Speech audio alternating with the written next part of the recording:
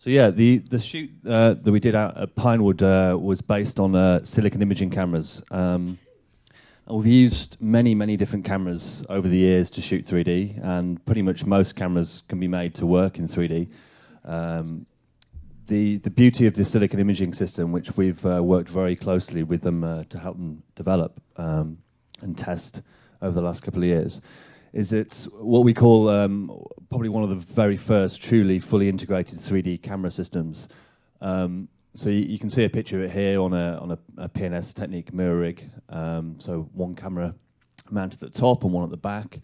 For those of you not familiar with the camera itself, it's a very small camera head, the size of a couple of fag packets, and both cameras go back via gigabit Ethernet to a single recorder unit. Now, the reason why we call it integrated 3D camera system is it's basically two camera heads, but one body, one CCU, one body. So both cameras go back to it. It knows it's a 3D camera. You've got a single interface. The cameras are inherently have the same time code. They're both synced perfectly. There's one location to record. You know, the files are exactly the same size, left and right. They can even be integrated into a single file. You've got all the monitoring modes you could possibly want, you know, left, right, wiggle, you've got anaglyph, you've got overlaid, you can plug in a 3D TV, you can do a split screen between left and right. We've actually got it built into a portable recorder, which is it's just very convenient. It can even be, you know, handheld or mounted on your back, you know, so you can have a Steadicam guy wandering around with it. But the beauty of it is that not only does it sort of speed up shooting because there's less boxes and less things to go wrong, but it just allows you to be much more creative with the 3D because you've got all the tools at your fingertips that allow you to very quickly assess what's going on in the shot. So the way we were using it here, as I say, was on a mirror rig, but also one advantage of these cameras is they're very small, so they actually offer quite a few possibilities for side-by-side. So talk a little bit about why and when we would use a mirror rig versus a side-by-side to expand on what you've just heard.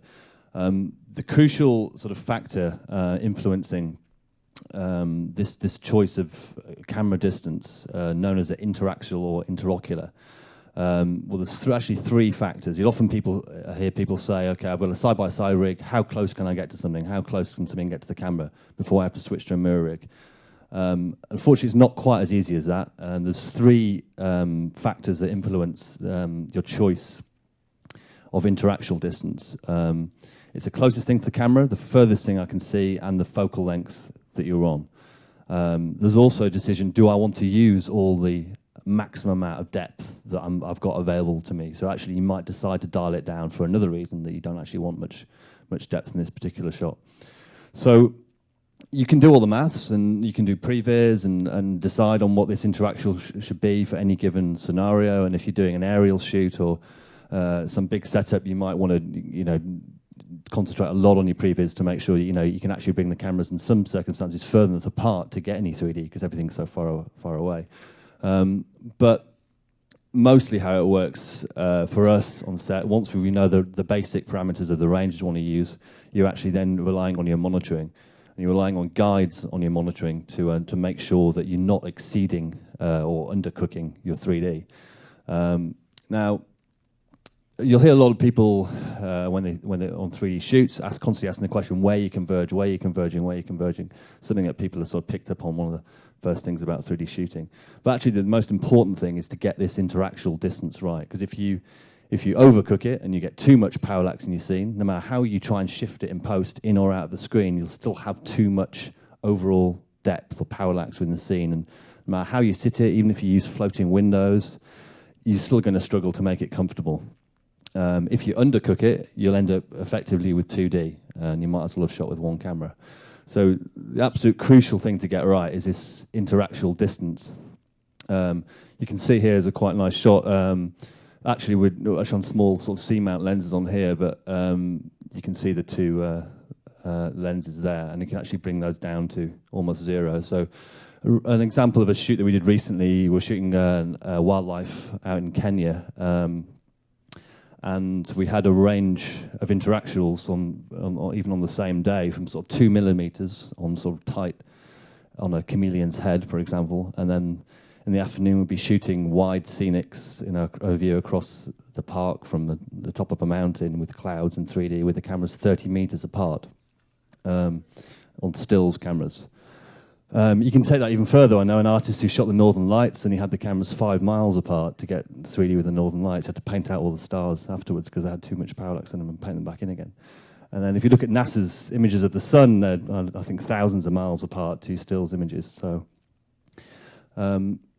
it's absolutely crucial to get that right. And if you err on the side of undercooking it, so it's better, because at least then you can use the material. If you overcook it, you're going to have to do a lot of work later to salvage it, which is something that probably Nuke is one of the only tools that you can even start to address those sort of problems. One of the other things I'll talk about is, as well as over or undercooking your interaxial, resulting in too much or too little parallax, there's lots of other things you can obviously screw up on a shoot. Now, some of them are a complete nightmare to fix, some of them are relatively straightforward, but there aren't many people out there, and there aren't that many tools yet that can actually pick up on a lot of these things. A lot of them are very, very subtle, and the more subtle 3D you're trying to make, and a lot of people now are trying to make very subtle 3D, the more small errors can end up ruining those subtleties and distorting the whole 3D space. So to give you a few examples of things that we come across, if you're shooting on zoom lenses, you very often get different focal lengths on left and right eye. No matter how good your follow focus system is, occasionally it's going to screw up. Other very common things you get would be vertical misalignment between the images. Again, pretty easy to correct. You're going to lose a bit of the top and bottom of the frame. Rotation, you may get that between left and right. Again, you can fix that quite easily if you can spot it, but you're going to end up softening the frame and losing a bit of the frame. Screw-ups are less easy to fix, or almost impossible to fix in post. Things like, I know actually of a feature that was shot recently with on Red, and they had the cameras mounted in such a way on a mirror rig that the rolling shutters would end up in opposite directions. So one would be traveling from the bottom of the frame up, the other one top of the frame down.